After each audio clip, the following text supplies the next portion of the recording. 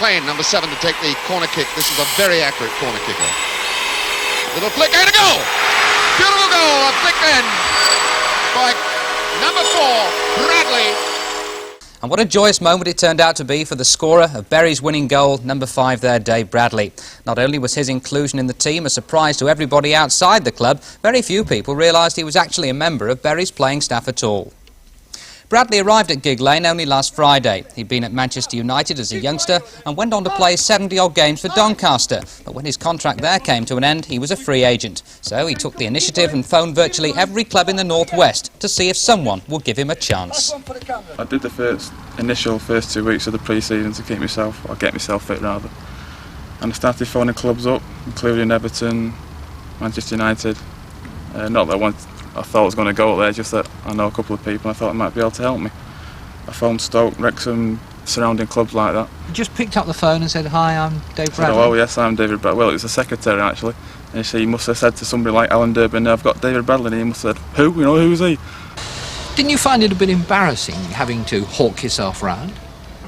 I suppose at first, phoning the first couple of people up, I was a little bit not too sure about, I was doing the right thing or being a bit cheeky, but I thought to myself, well, I've got nothing to lose, I've got no job, you can only say yes or no.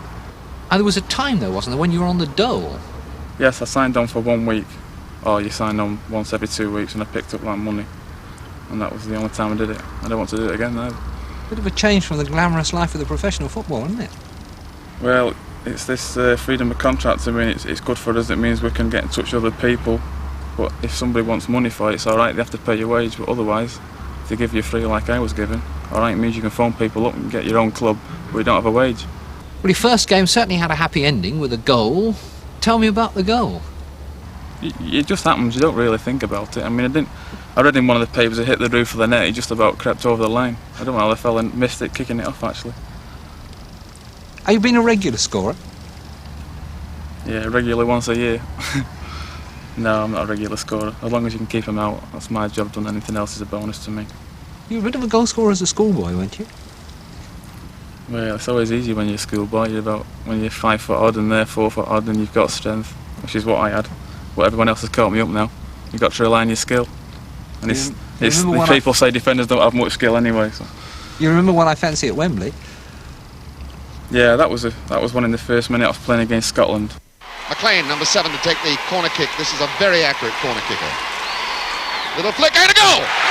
Beautiful goal, a flick in by number 4, Bradley. I know you got Nottingham Forest in the next round. What about that?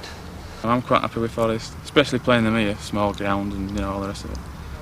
Yeah, we're not going out with a defeatist attitude by any means. Big transition from the dole queue. Just a bit. I phoned Stoke, Wrexham, surrounding clubs like that. You just picked up the phone and said, "Hi, I'm Dave Bradley." Oh yes, I'm David Bradley. Well, it was the secretary actually. He must have said to somebody like Alan Durbin, "I've got David Bradley."